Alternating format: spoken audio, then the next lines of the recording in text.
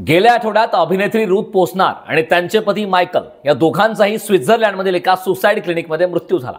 ते दोघेही आपल्या 90च्या उत्तरार्धात होते।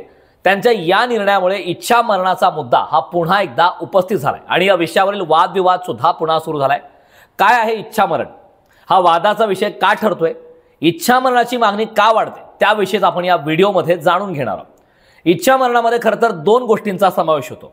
एक वैद्यकीय सहाय्याने इच्छा मरण, जेव्हा व्यक्ती अंतिम कृत्य हे स्वतः करतो, आणि दुसरा आहे ऐच्छिक सक्रिय इच्छा मरण, जेव्हा डॉक्टर हे रुग्णांच्या संमतीने अंतिम मृत्यू करतात। इच्छा मरणाची मागणी का वाढते? आयुष्याच्या एका विशिष्ट टप्प्यावर दुःखामुळे आयुष्य हे जगण्यालायक राहत नाही आणि अशा परिस्थितीमध्ये एखाद्या व्यक्तीला मरणासाठी आपल्या अधिकाराचा वापर करता यायला हवा। हा मुद्दा वादग्रस्त का ठरतोय?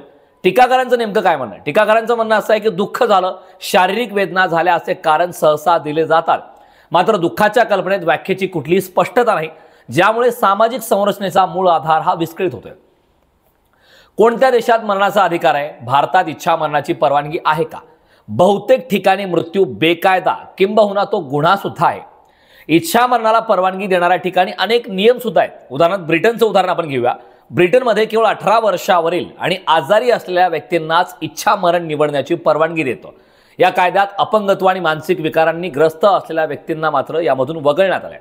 एखाद्याला इच्छा मरणासाठी उच्च न्यायालयाच्या न्यायाधीश यांच्याकडून परवानगी घेणं हे बंधनकारक आहे आणि ती व्यक्ती आपला निर्णय बदलू शकेल यासाठी पुन्हा विचार करायला कालावधी सुद्धा दिला जातो। अर्ज दाखल करण्यापूर्वी व्यक्ती किमान 12 महिने ब्रिटनचा रहिवासी असणं सुद्धा बंधनकारक आहे। स्वित्झर्लंड किंवा इतर अनेक देशांमध्ये नियम वेगळे आहेत। काही ठिकाणी या नियमासंदर्भात शिथिलता सुद्धा देण्यात आली, तर भारतामध्ये मात्र या कायद्यासंदर्भात अद्यापही वाद सुरू आहे।